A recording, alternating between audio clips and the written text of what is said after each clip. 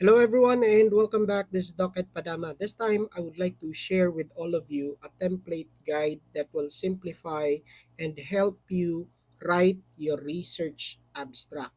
Before we start with our discussion, I would like to invite everyone to please subscribe to my YouTube channel at Doc at Padama and follow my TikTok account with the same name.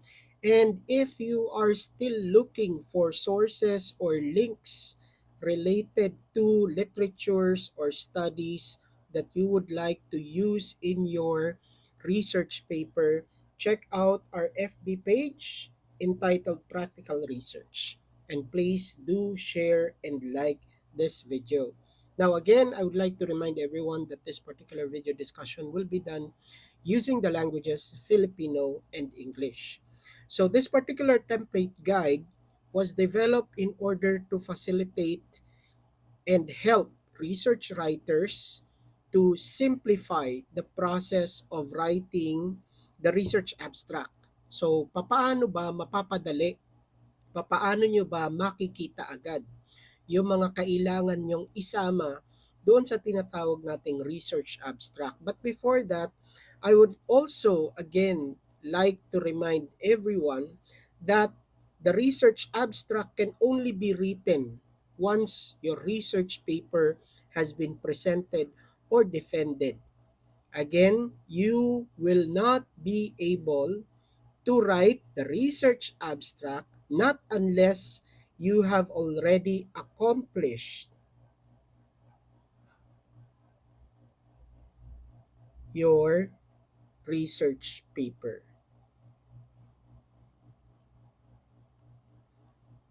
Again, I would like to emphasize that you will not be able to write your research abstract not unless you have accomplished or finished your research paper. So this is the requirement for you to be able to write your research abstract.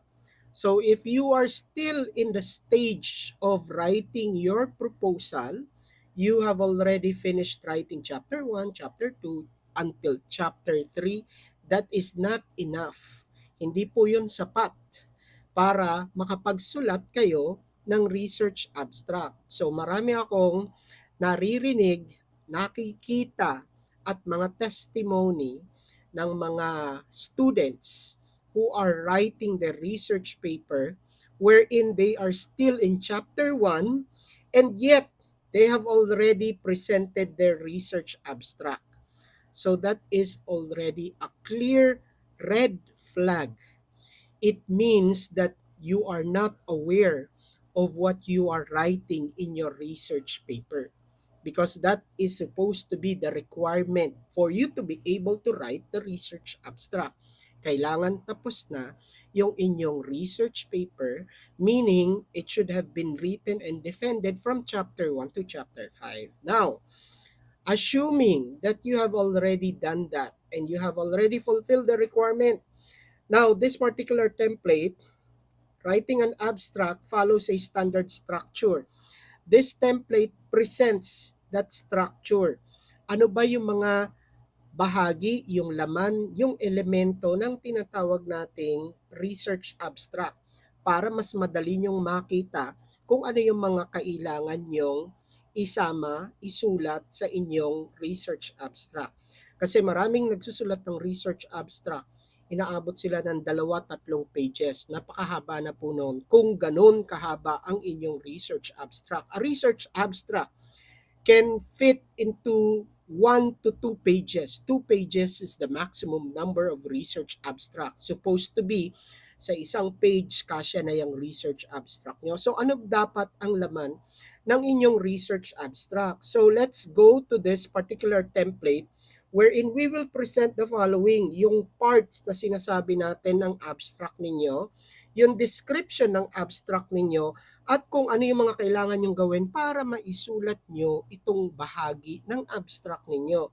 So kung titignan natin at lalagyan na natin ng number itong mga bahagi ng abstract, meron tayong 1, 2, 3, 4, 5, 6, 7 bahagi. We have 7 parts that should guide you in writing the research abstract. So palagi nyo lang tatandaan itong mga bahagi na ito.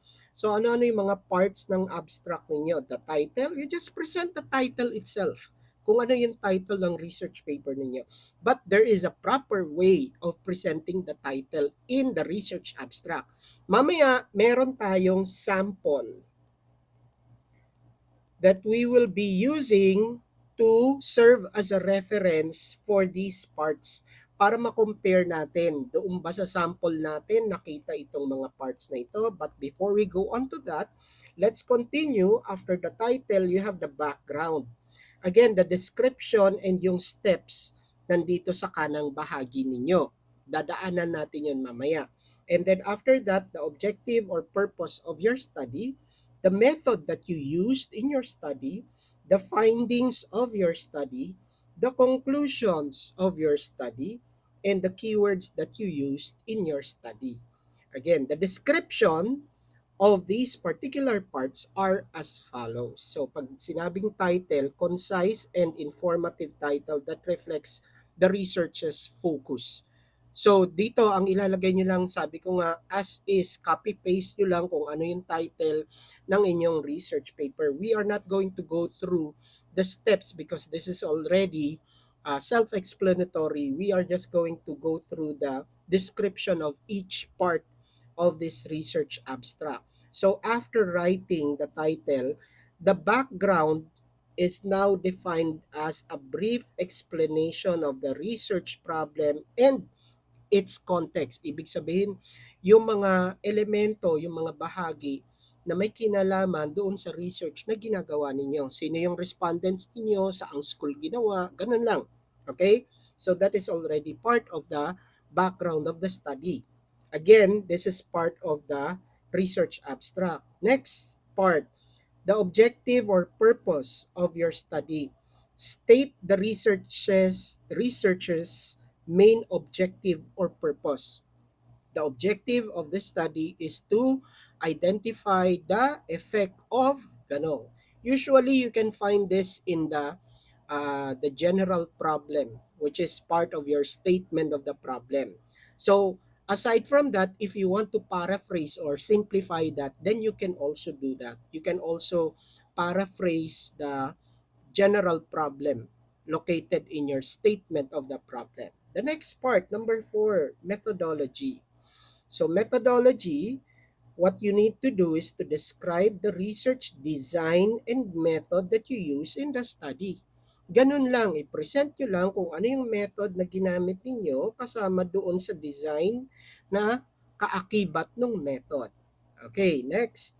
After that, the results or findings of your study, this should present the key findings.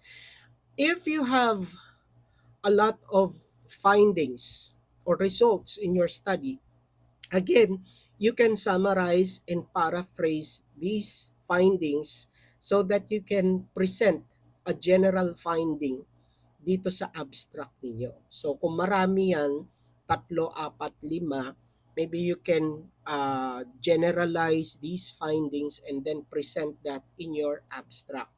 Pero to the point na hindi naman mawawala yung mga significant findings, kailangan mabanggit nyo pa rin. Kaya lang, i-generalize nyo, pag-iisahin nyo na kung ano yung findings ng inyong study. Okay, the next part, number 6, conclusion. State the main conclusions drawn from the result. So again, my advice, kapag kayo nagsusulat ng conclusion, generalize the conclusion. So present a conclusion that is significant, relevant, and that has bearing, yung merong malaking epekto doon sa mga respondents ng inyong study or sa beneficiaries ng inyong study. So the last part is keywords. These are just listahan ng relevant keywords usually found in your research title that helps in identifying the study's main focus. So again, I mentioned earlier that most of these keywords can be found or should be reflected doon sa inyong research title. Yung mga variables sa research title ninyo, isama nyo dito sa keywords. So ang keywords hindi yan madami. 3 hanggang 5 is already sufficient for the keyword. So it is already reflected here. And then the last one, reminder, it's essential to keep the abstract concise, specific, and to the point, typically ranging from 150 to 250 words. 150 words can fit in one page. So if you go beyond 150 words using the standard format, which is double space, you will have to consume another page, which is the second page. So your abstract should be at least 1 to 2 pages only for the standard abstract. So if you go beyond that, if you have an abstract na 3 pages, hindi na ano yan, abstract, kasi ang dami ng babasahing information ng panel ninyo kung sila yung magbabasa ng inyong manuscript. Okay, to continue, make sure the abstract accurately represents the main elements of your research. The elements are already presented here, hanggang 7 elements, and attracts the reader's attention. Kaya kung napakahaba niyan, mabobore yung mga readers ninyo, to encourage them to read the full paper. So ang abstract serves as an appetizer, an introduction to your full paper.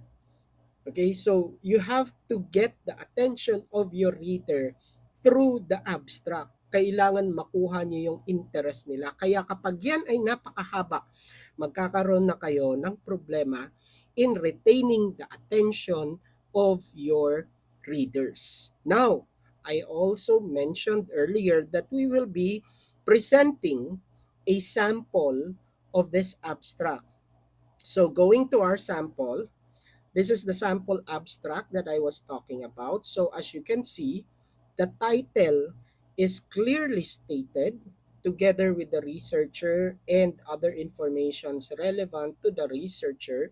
So you have the title represented by the letter T, and this is the title. Okay, and then the objective of the study is also presented in the first paragraph. Actually, this is the objective, and together with the objective, the writer also presented the background of the study. So aside from the objective, the background of the study was also presented. Okay. So as you can see, you don't need to present or write your abstract in a manner that would still have technical terms. Hindi nyo kailangan isulat ang inyong abstract sa pamamagitan ng paggamit ng mga salita na mabulaklak. Kaya nga sabi doon sa description, it should be concise. It should be to the point. Okay? So ito, ang halimbawa noong description na binasa natin kanina. Now, the next paragraph states the method and design that was used in the study. Method and design. Okay? So the research method and design that was used in the study is presented on this particular paragraph. The study employed a quasi-experimental design, and then after that, the type of test that was used was also presented here, together with the name of the school and the grade level of the students. So again, the method and design is concisely presented here. So if you want to be specific, since quasi-experimental is obviously considered as quantitative, you can also include quantitative in this particular description. So hindi niya binanggit yung method, which is quantitative. So again, since quasi-experimental is already considered quantitative, the research writer decided not to include that already in this particular discussion. The next part, the next paragraph. So this particular paragraph presents the findings of the study. Okay, and the next paragraph presents the conclusion of the study. So again, if you're going to read through the manuscript, specifically the research abstract, maiksi niya lang present. So for the findings of the study revealed that the strategy, which is math talk, and the class that did not use the strategy can help the students learn mathematics. So meaning, ang findings niya, whether you use the strategy or not, it helps students learn mathematics. Actually, this can already also fall under the category of a conclusion. But aside from that, math talk, this is the main finding, can enhance the mathematics performance of students better than non-math talk. So, findings and at the same time, again, a conclusion on this particular part. In addition, the learning gain of the math talk group, the one who used the strategy in learning mathematics, was higher. Another findings of the study, the learning gain of the non-math talk group, or compared to the learning gain of the class that did not use the strategy in mathematics. Thus, so this is the summary, or the generalization of the conclusion. The study recommended that math talk can be used as a strategy in teaching mathematics for the continuous improvement of the proficiency level in mathematics. Again, aside from conclusion, this can also be a general statement for a recommendation. So maliban sa conclusion, pwede ring i-take yan as a recommendation. But again, this is also classified as a conclusion. And the last part, if you remember from the template guide that I presented earlier, is what we call the keywords. So the keywords used here is only math talk and inquiry based. So if you're going to count all of these words, this will have a total of 130 words. So this is what a 130 word abstract looks like that fits on a single page. So aside from this, based from our discussion, it should be at least 150 to 250 words. You can still add beyond this, just as long as you follow the guideline with regard to the elements that we presented. So, pwede nyo pang dagdagan ito dahil ito ay 130 words pa lang. So, at least makaabot kayo dun sa 150 words or beyond. And because of that, you can still, I believe, you can still add or improve some parts of your abstract based from the example that we are using. Again, I would like to thank the owner of our abstract for sharing this particular part of their manuscript. So, with this, I would like to again thank everyone for joining our discussion with regard to the updated template guide in writing the research abstract. And I hope that you would also help your fellow students who are in the process of writing the research paper by sharing your knowledge, your realizations after watching this video. Tulungan po natin yung mga kaklase natin, kaibigan natin, kagroup natin sa ating research writing para hindi lang kayo ang nabibigyan ng kalinawan sa pagsusulat ng iba't ibang bahagi ng inyong research, kundi pati yung mga kapwa nating mga estudyante. Thank you very much, everyone. Stay safe, God bless, and I will see you again in our next video discussion. Bye!